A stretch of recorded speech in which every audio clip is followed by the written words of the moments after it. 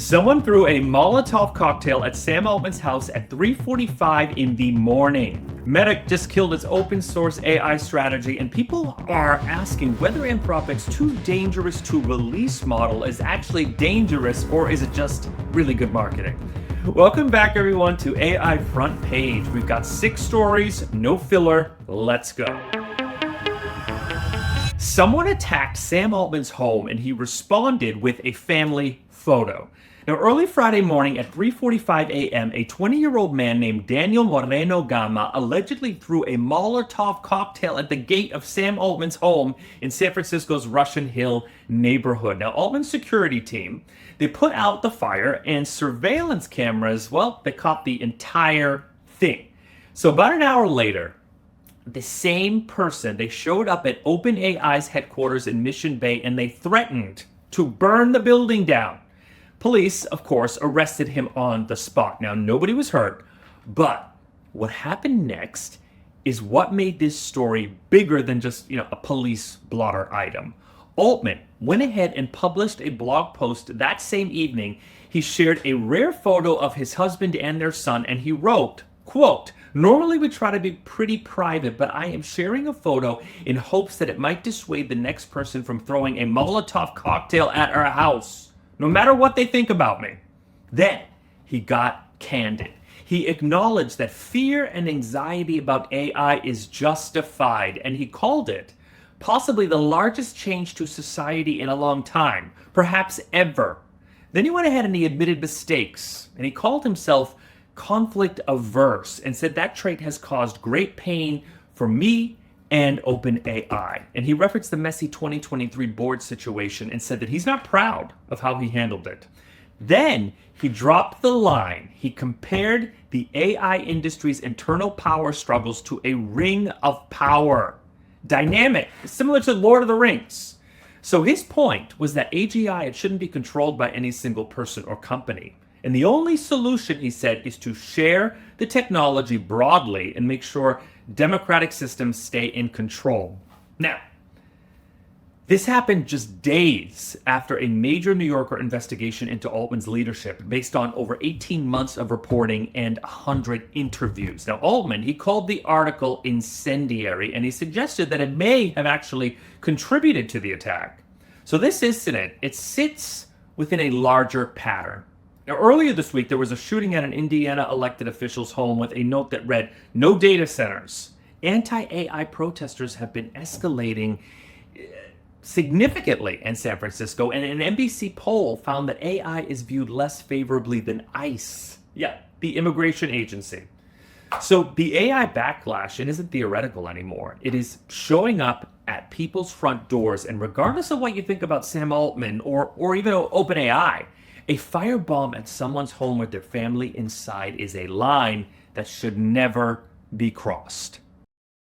Meta dropped its first major new AI model in over a year this week, and it's called Muse Spark. It was codenamed Avocado during development, and it was built by Meta's new Super Intelligence Labs, the same unit they created after spending $14.3 billion to bring in Alexandr Wang from Scale AI. Now, on benchmarks, Muse Spark, it's competitive. It's right there with ChatGPT 5.4, Claude Sonnet 4.6 in several areas, and it handles multimodal tasks, texts, images, reasoning, and it even has a contemplating mode that uses multiple AI agents working in parallel.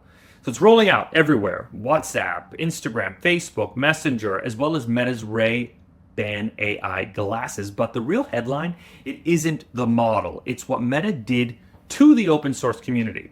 So for years, Meta was the open source AI company. Llama 1, 2, 3, 4, all open weight, all free to download and to modify, and tens of thousands of developers built businesses on Llama. It was Meta's whole identity in the AI race. The Muse Spark, proprietary. No weights, no fine-tuning access. You can only use it through Meta's own apps or private API preview for select partners. So that's more locked down than even OpenAI or Anthropic's offerings. Now, the developer community, especially on Reddit's local Llama, feels, they feel abandoned. So Meta says they hope to open source future versions, but that reads more like a press-friendly placeholder than an actual commitment. Now, why did they do it? Well, one word: money. Meta spent 115 to 135 billion on AI capex this year alone. And after Llama 4 flopped with developers last April, Zuckerberg decided giving away models for free, well, it wasn't translating into competitive advantage. Now they want to monetize. Paid API access, shopping features inside the chat box, the works. So the open source AI era at Meta is officially over. Well, at least for now. While Meta goes proprietary, China, they're going in the opposite direction. Z.ai, formerly known as Zhipu AI, released GLM 5.1 this week, and it's now the top-ranked open source model on multiple major coding benchmarks. It hit number 1 in open source and number 3 globally on SWE-Bench Pro, Terminal Ranch, and NL2 repo. So what makes this one stand out from the usual drop is how it works.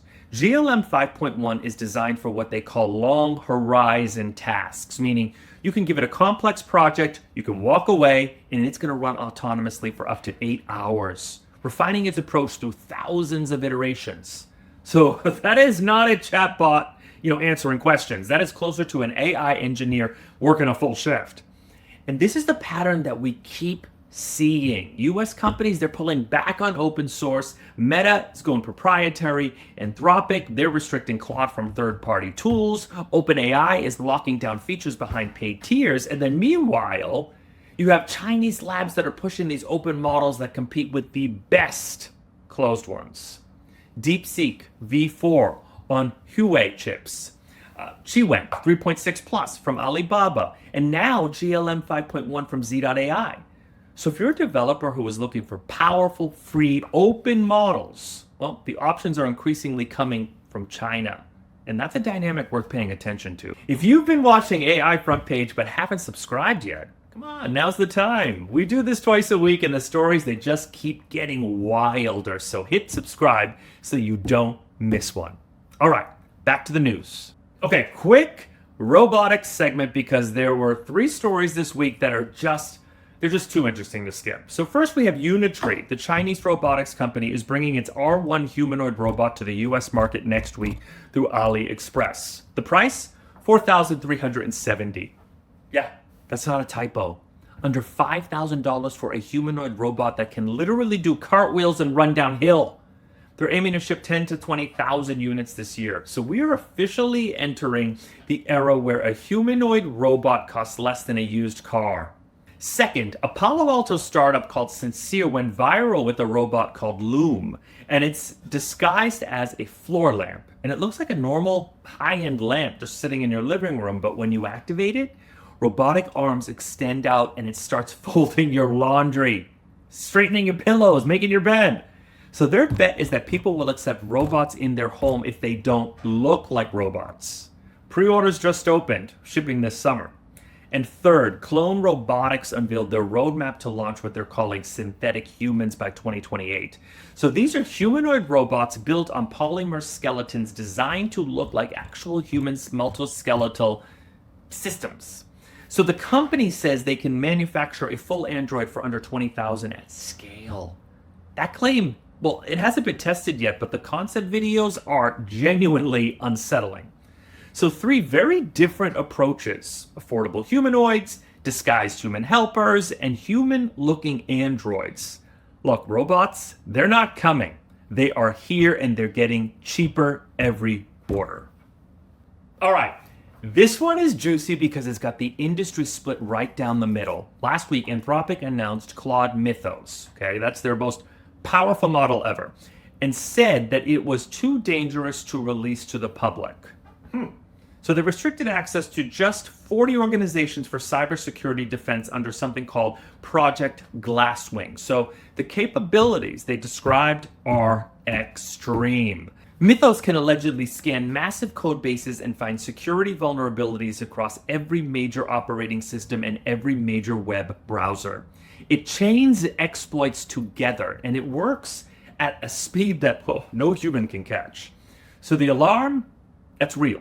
The head of America's biggest banks met this week with Federal Reserve Chairman Jeremy Powell, Treasury Secretary Scott Bessent, specifically to discuss the security implications of Mythos. Trump's tech advisor, David Sachs, said the world has no choice but to take the cyber threat associated with Mythos seriously. And this is where it really gets interesting, is that there is a growing camp that says Anthropic is playing this brilliantly from a marketing perspective. Now, at the Human X AI conference this week in San Francisco, cybersecurity expert Alex Stamos called it Anthropic's marketing shtick. His exact words were, they have these adorable, cutesy cartoons about these products, but are so incredibly dangerous they won't even let people use them. So it's like if the Manhattan Project announced the nuclear bomb within a cute little Calvin and Hobbes cartoon. Sachs himself added that it is hard to ignore that Anthropic has a history of scare tactics. So which is it? Genuine responsibility or strategic fear selling ahead of a rumored IPO? And the honest answer is probably both. I mean, the capabilities are real, but choosing to announce them with this dramatic, too dangerous to release framing, right when Anthropic is hitting $30 billion in revenue and possibly going public, that's not an accident. And speaking of Anthropic's flexing power, they also temporarily banned the creator of OpenClaw, the popular open source AI coding tool, from accessing Claude this week. Peter Steinberger posted the suspension notice on X. It went viral, and Anthropic reversed it within hours. But the message was clear. Anthropic controls who gets to use their models, and they're not shy about pulling access. Last one, and it's quick. So OpenAI finally launched the plan that power users have been asking for, ChatGPT Pro at $100 a month.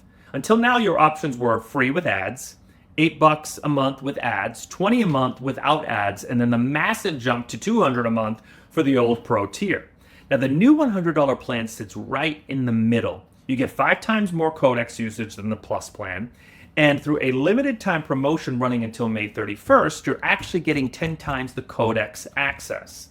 Now, this matters because Codex, OpenAI's coding agent, just hit 3 million weekly active users. So it's becoming a major part of how developers actually use ChatGPT.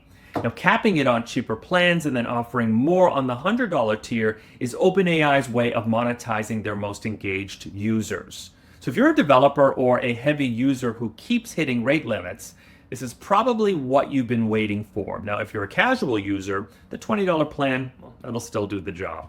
And that's your AI news for the week. Firebombs, floor lamp robots, billion-dollar marketing, and $100 chatbot subscription. Just, another normal week in AI. So tell me in the comments, do you think Claude Mythos is genuinely too dangerous, or is Anthropic just running the best marketing campaign in tech? I want to hear what you think. So hit like, subscribe, and I will see you on the next one.